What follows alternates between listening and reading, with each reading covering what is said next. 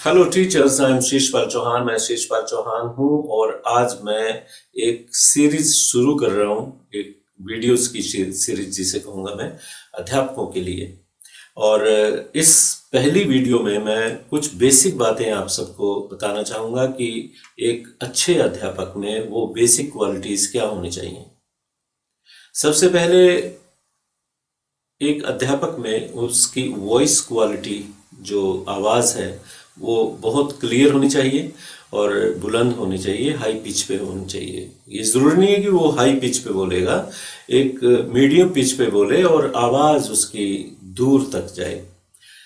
कई बार देखने में आता है कि अध्यापक की आवाज़ 2-3 बेंचेस तक ही जाती है और जो पीछे बैठे होते हैं बच्चे, वो नहीं सुन पाते। तो अध्यापक की आवाज़ अच्छी होनी चाहिए, क्वालिटी होनी चाहिए उसमें। अब आप ये कहेंगे कि आवाज़ तो ईश्वर की देन है, गॉड गिफ्टेड होती है, परंतु मैं ये कहना चाहूँगा कि आवाज़ गॉड गिफ्टेड होती है, परंतु आप उसको अच्छा बना सकते हैं। आप उसको वॉइस जैसे मॉड्यूलेशन होता है, मॉड्यूलेट कर सकते हैं और उसका बेस जो होता है उसको अप कर सकते हैं, बढ़ा सकते हैं उसको। और गले की खराश होती है बहुत सी, कई बार कई टीचर्स जब बात कर रहे होते हैं तो गले में खराश होती है और वो ठीक कर सकते हैं। उन्हें अपनी वॉइस को ठीक करना चाहिए और मॉड्यूलेट करना चाहिए। अब वॉइस को मॉड्यूलेट कैसे करते हैं, ठीक कैसे करते हैं, इसके लिए उन्हें कुछ ना कुछ जो वॉइस मॉड्यूलेटर होते हैं उनके पास जाएं, समझें। मैं भी आपको बता देता हूँ और संगीत का सहारा लें। और जैसे फिल्मों में एक्टिंग सिखाते हैं तो साथ साथ वो म्यूजिक भी सिखाते हैं, गाना सिखाते हैं उन्हें कि आप गाइए, ताकि उनकी आवाज़ में एक क्वालिटी बने, सिंगिंग वॉइस बने उनकी, और जो बेस होता है वो बने और हाई पिच पे उनकी आवाज़ जाए। उसके लिए सारेगामा अगर कर सकते हैं तो सारेगामा पे वो प्रैक्टिस कर सकते हैं, सा लंबा लगा सकते हैं, रे लंबा लगा सकते हैं। ये हालांकि टीचर्स को ये बात मेरी अलग लगेगी, अजीब लगेगी, परंतु वो अगर ऐसा करें तो उनकी आवाज़ में क्वालिटी आएगी, बेस भी होगा, हाई पिच पे भी आवाज़ जा सकेगी और गहरी आवाज़ बनेगी उनकी।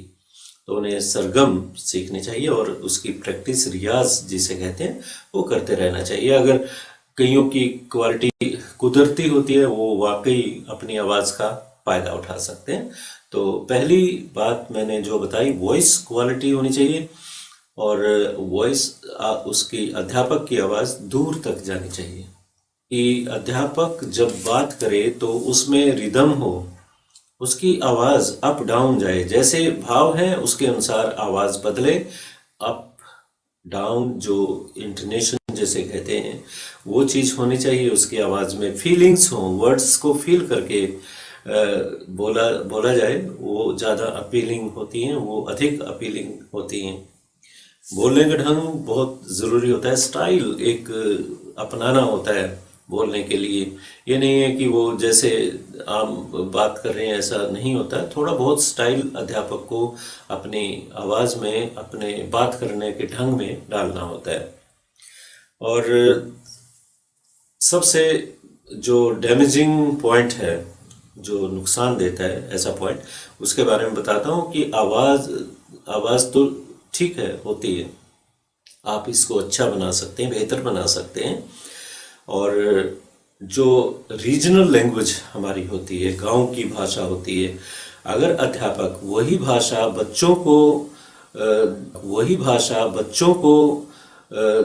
बच्चों के सामने बोल रहा है तो उसका प्रभाव अधिक नहीं पड़ेगा और बच्चे भी उसी भाषा को बोलेंगे। उन्हें एक सर्टिफिकेट मिल जाएगा कि अध्यापक हमारे रीजनल भाषा में, गांव की भाषा बोल रहे हैं, तो हम क्यों ना बोलें। वो एक माहौल अलग सा बनता है। और जब वही बच्चे इस रीजनल लैंग्वेज का टिंज लेके अपनी भाषा को किसके तरीके से नहीं बोल रहे हैं, पंजाबी को पंजाबी की तरीके से नहीं बोल रहे हैं, तो उनकी भाषा करप्ट हो जाएगी। और जब वो इंटरव्यू देने जाएंगे तो इंटरव्यू लेने वाले एकदम समझ जाएंगे कि इसकी तो भाषा ही क्लियर नहीं, ये तो अपने गांव की भाषा उसमें बोल रहे हैं, तो वहाँ वो बच्चे रिजेक्ट हो जाएंगे। तो सबसे बड़ा नुकसान बच्चों को ये होगा। और सबसे पहली बात मैंने वॉइस क्वालिटी की बताई थी। अपनी क्वालिटी को डेवलप कीजिए, ऊंचा थोड़ा आवाज़ को पिच बना के रखिए, मीडियम पिच पे बोलिए, ना तो अधिक ऊंचा और ना लो पिच पे बोलिए। इस तरीके से बोलिए कि आपकी आवाज़ अंतिम बच्चे तक जाए, जो अंतिम बेंच पे बच्चे बैठे हुए हैं उनको सुनाई दे, और प्रभावशाली आवाज़ हो, आवाज़ में दम हो, और उसके लिए वो वॉइस मॉड्यूलेशन करें, सरगम सीखें, सा लगाएं। ये अलग बात लगी, अजीब बात लगेगी अध्यापकों को, परंतु ऐसा किया जाता है और किया जाना चाहिए।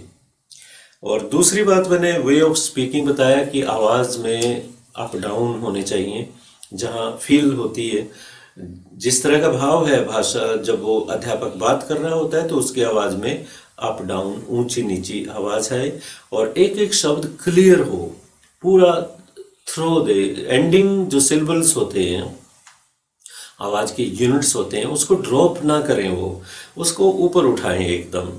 एक एक वर्ड ऐसा निकले जैसे एनर्जेटिक हो, पूरी एनर्जी वो अपने शब्द पे डालें, और पूरा उच्चारण उसका सही हो, और शब्द पूरी तरह से मुंह से निकले। ऐसा नहीं है कि आधे शब्दों को चबा जाए जैसे आम भाषा में होता है। तो क्लासरूम में जब अध्यापक प्रवेश करे तो एक अध्यापक निकले अंदर से, वो व्यक्ति ना निकले। व्यक्ति पे तो प्रभाव आसपास के वातावरण का होता है, परंतु एक अध्यापक जो आदर्श टीचर होता है, आदर्श अध्यापक होता है, वो निकल के आना चाहिए। और फिर इसके बाद फील की बात की मैंने, और कई बार फीलर्स होते हैं, अध्यापक की तकिया कलाम बन जाते हैं, जो बच्चे उनका मजाक उड़ाते हैं, बाद में नाम भी रख लेते हैं। तो ऐसे तकिया कलाम जो यूज़ करते हैं, फीलर्स जो होते हैं, जैसे बहुत से अध्यापक बात करते हुए जहाँ गैप बनता है, जहाँ विचार उसके दिमाग में नहीं आ रहा है कि आगे क्या बोलूं, तो वो कहते हैं जो है जो है जो है, ऐसे कुछ शब्द बोल देते हैं और वो तकिया कलाम बना लेते हैं बच्चे। तो इन तकिया कलामों से बच्चे फीलर्स अच्छे वाले यूज़ करें, और बेहतर होगा कि गैप जो बनता है उसमें वो ना बोले कुछ भी, अगर बोलें तो अच्छा बोलें। तो इस तरह से कई बार अर्थात वर्ड यूज़ कर सकते हैं। मेरा अभिप्राय यह है, जैसे इंग्लिश में कहते हैं आई मीन टू से, व्हाट आई वांट टू से इज। इस तरह से इंग्लिश के अध्यापक भी अपने फीलर्स अच्छे रखें बना के, हिंदी के अध्यापक या पंजाबी के अध्यापक या कोई और विषय पढ़ाते हैं उनके फीलर्स अच्छे होने चाहिए। और प्रोनाउंसिएशन बहुत ही महत्वपूर्ण भूमिका निभाती है। उच्चारण जो होता है शब्दों का सही होना चाहिए। डिक्शनरी में पहले कंसल्ट करें और विश्वस्त हो टीचर कि ये मेरा शब्द सही है, गलत नहीं है। और रीजनल लैंग्वेज का असर उस पर बिल्कुल नहीं है, शब्द पूरा निकलना चाहिए। जैसे हिंदी वाले भा को पूरा तरह से नहीं बोलते, और जहाँ हा आता है उसको ड्रॉप कर देते हैं, उस साउंड को कमज़ोर कर देते हैं। तो हिंदी वाले अपने जितने भी वर्णमाला में अक्षर होते, ये वर्ण होते हैं और साउंड्स होती हैं, उनको क्लियर करें। बच्चों को भी क्लियर करवाएं, छोटी क्लासेस में क्लियर करवाएं। स्वर व्यंजन की जो साउंड्स होती हैं सारी क्लियर करानी चाहिए, ताकि उनकी भाषा अच्छी बने।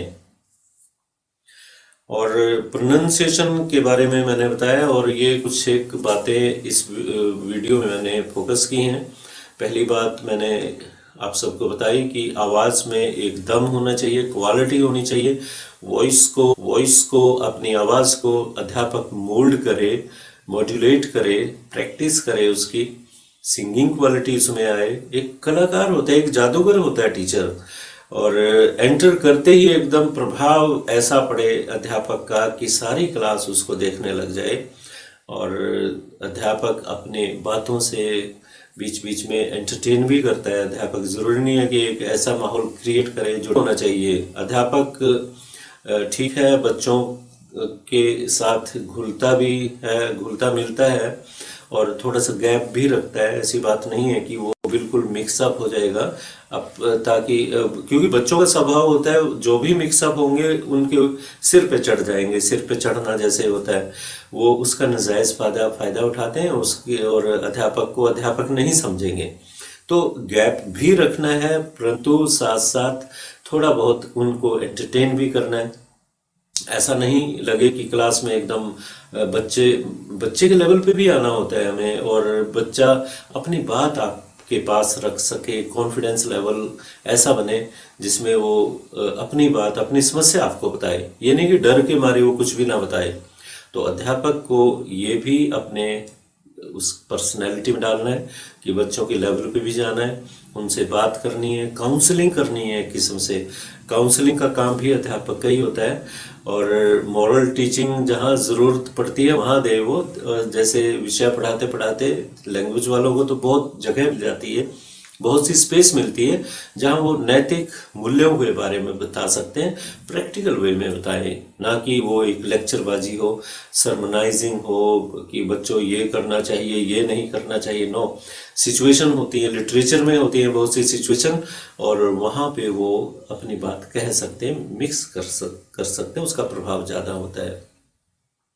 तो अध्यापक का रोल तो बहुत ही महत्वपूर्ण होता है। आज मैंने बेसिक क्वालिटीज़, बेसिक बातें बताई हैं जो सबसे पहले एक अध्यापक में होनी चाहिए, और बहुत सी बातें और हैं वो मैं बाद में लूँगा। अगली नेक्स्ट वीडियो जो होगी हमारी, उसमें उन बातों को मैं धीरे धीरे आप तक पहुँचाऊँगा, और जो मेरे एक्सपीरियंस होंगे, 42 ईयर्स लगभग हो गए हैं मुझे टीचिंग लाइन में। 1978 से मैं टीचिंग लाइन में हूँ, और कोशिश करता हूँ कि वो गुण मैं अपने अंदर लाऊं। और मैं ये तो नहीं कहता कि मैं 100% एक आदर्श टीचर हूँ, आदर्श अध्यापक हूँ, मुझे नहीं लगता। और अध्यापक का मूल्यांकन तो समाज करता है, बच्चे कर देते हैं। सबसे पहले तो बच्चे ही मूल्यांकन करते हैं कि किस प्रकार का कोई अध्यापक है। तो बच्चों को अपना बच्चा समझ के पढ़ाइए। ये देश के निर्माता हैं, देश का भविष्य है बच्चे, और पेरेंट्स बड़े विश्वास के साथ बच्चों को अध्यापक के पास भेजते हैं ताकि उसकी पर्सनैलिटी डेवलपमेंट करे, पर्सनैलिटी डेवलप करे। उसमें अध्यापन कार्य तो होते ही, आप टीचिंग तो करते ही हैं, उसे पढ़ाते लिखाते हैं, ज्ञान बढ़ाते हैं, साथ साथ उनके जो व्यक्तित्व है उसका विकास करें।